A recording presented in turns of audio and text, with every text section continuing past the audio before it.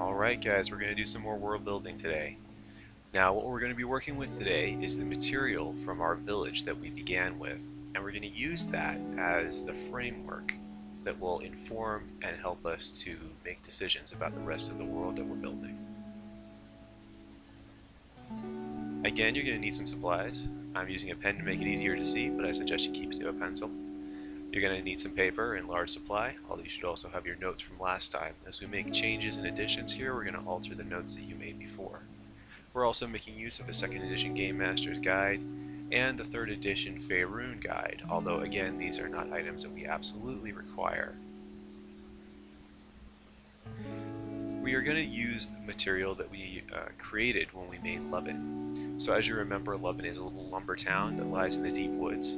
And there we have 3 key personalities: Overseer Hamish, the Priestess Valeria, who serves Shehanin, and the Sheriff Broderick, who is evil.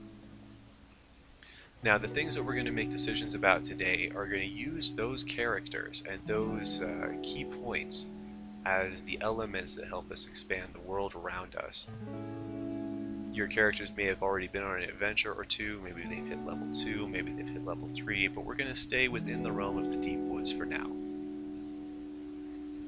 So again, what we're using is called the inside-out strategy, where we're making decisions about the things in the immediate surroundings of the player characters at the beginning of the game. And those decisions, if we keep track of them, are going to help us to make decisions about the rest of the world at later times.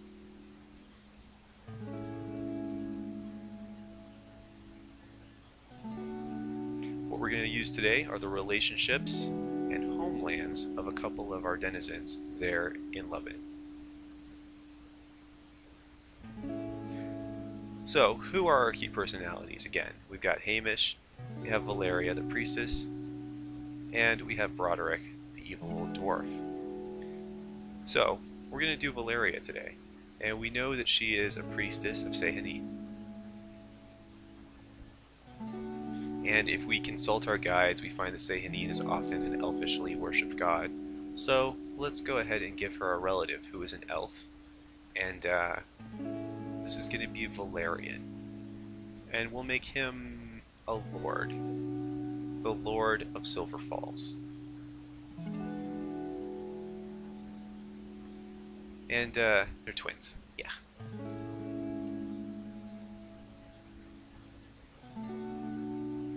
So, we're going to use a flowchart to keep track of what we've done with our inside-out strategy. We start with Lubin, in which lives Valeria, who is related to Valerian of Silver Falls, who necessitates the need for there to be a place called Silver Falls somewhere in the world. But beyond that, we're also making decisions about elves.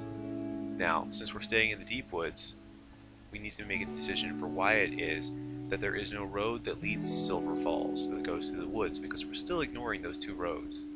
And what we're going to go with here is that elves and men don't get along as well as they might. So, to redraw our map, we're going to have Lubin, the Forgotten Crypt. We're going to do the surrounding forest, which is the deep woods. And now, we're going to add in the section where we'll put our new settlement of Silver Falls. Now, waterfalls require higher ground, so let's go ahead and throw in some mountains, a couple of hills, and then we'll just add the city right there. Now, as you remember, Lubin is peopled by humans, and Silver Falls is going to be the home of the elves. Now again, as we make our adjustments to the game world, we also need to make our adjustments to our notes. In this case, we know that Valeria was worshipping Shehanin before, but now we've decided that she's an elf, and that she's the sister of Lord Valerian. We need to make the same kinds of decisions about Silver Falls that we made about Lubin, but we don't need to do everything that we did with Lubin. Maybe instead of going all the way and making it a full base, it's going to have different functions. And we can also make decisions about it in relation to Lubin and how the people there are.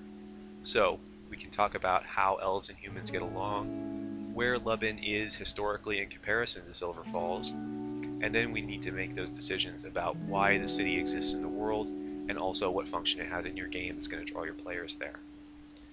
So, let's make decisions about those things. For a start, we're going to say that humans and elves sort of get along, but they could get along a lot better. And Silver Falls has been here for a long time, much longer than London. Now, at Silver Falls, we're going to say that there's a silver mine, and that's what keeps the town going. But beyond that, we're also going to include that Lord Valerian is a wise old sage sort of a character, and Lord Valerian has a library, and this is the part of the game that we really care about. Because while the silver mine keeps the settlement going, it is Lord Valerian's library that is going to draw your characters there, because that's a place where they can go to seek out ancient secrets, learn arcane lore, get plot hooks, basically, or continue their research to try and discover the mysteries of your world.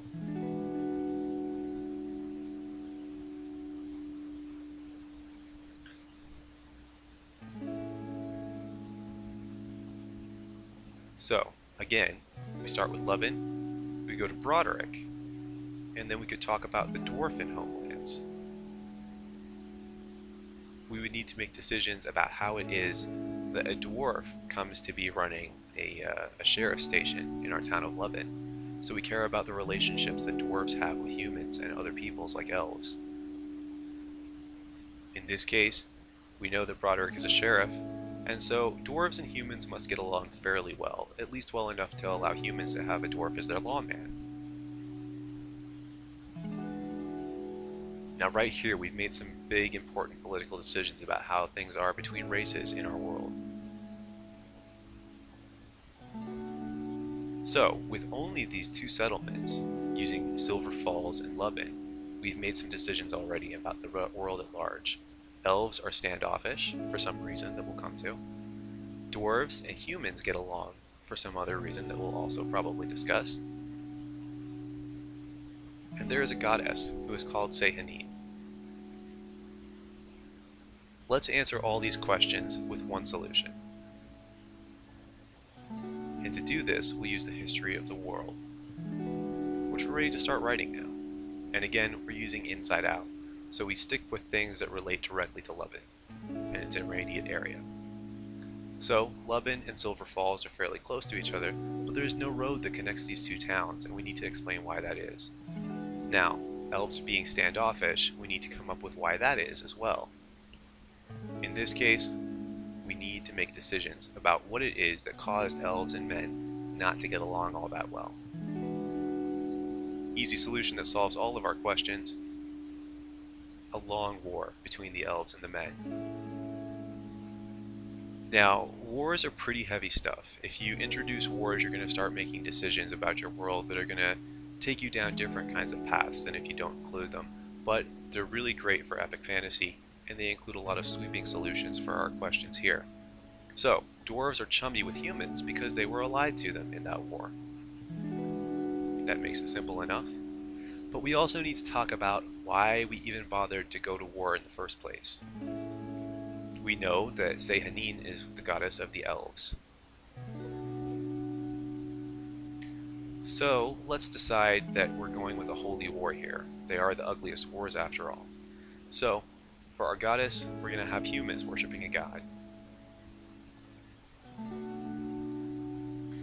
Now, as we do that, we're going to make some decisions about what kinds of things we're talking about. Are we talking about religion? Are we talking about race hatred? Are we talking about misogyny? Are we misspelling misogyny?